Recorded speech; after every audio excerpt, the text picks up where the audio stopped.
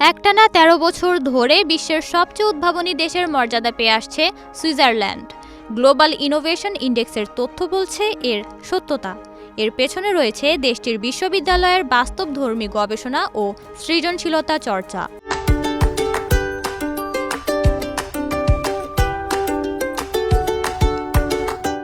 QS ওয়ার্ল্ডের তালিকায় শীর্ষ ১০০-এর মধ্যে থাকা বিশ্ববিদ্যালয়গুলো হল ETH Zurich, Ecole Polytechnique Federale de Lausanne এবং ইউনিভার্সিটি অফ জুরিখ।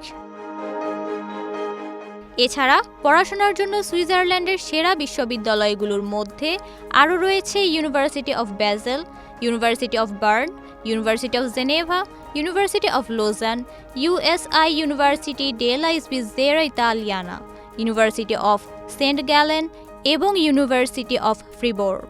এছাড়া বিষয়ভিত্তিক বিবেচনায় সেরাদের তালিকায় রয়েছে hospitality and tourism management, medicine and health care, journalism, science and technology, engineering, business and finance, applied mathematics এবং ল।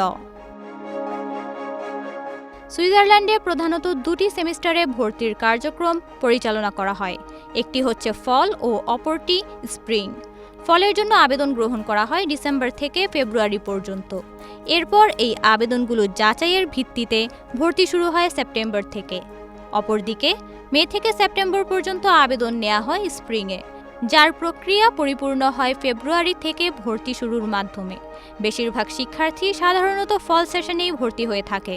শিক্ষার্থীদের সরাসরি বিশ্ববিদ্যালয়ের নিজস্ব ওয়েবসাইটের মাধ্যমে আবেদন করতে হয়।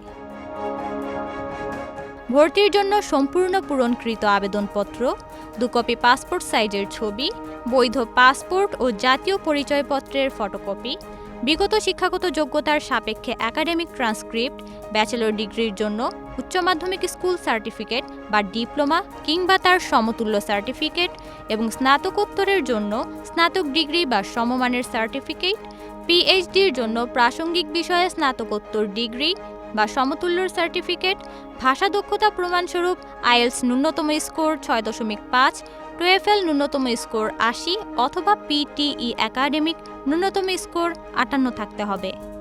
এছাড়া শিক্ষার্থীর সিভি সহ নিজের সম্পর্কে বিস্তারিত পার্সোনাল স্টেটমেন্ট ডকুমেন্ট জমা দিতে হবে। পিএইচডি এর ক্ষেত্রে যার অধীনে গবেষণা করা হচ্ছে তার নিকট থেকে একটি সম্মতিপত্রের চিঠি দেখাতে হবে। আবেদন করতে সাধারণত বাংলাদেশি মুদ্রায় প্রায় 14,000 থেকে 22,000 টাকা জমা দিতে হয় প্রতিষ্ঠানে।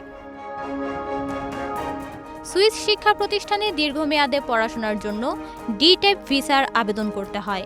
ভিসা ডি টাইপের মেয়াদ নির্বাচিত প্রোগ্রামের সময়কালের সঙ্গে সামঞ্জস্য থাকে, যেমন স্নাতকের ক্ষেত্রে 1 থেকে 4 বছর এবং স্নাতকোত্তরের জন্য 2 থেকে 6 বছর। নওরিন নাওয়ার, প্রবাস খবর।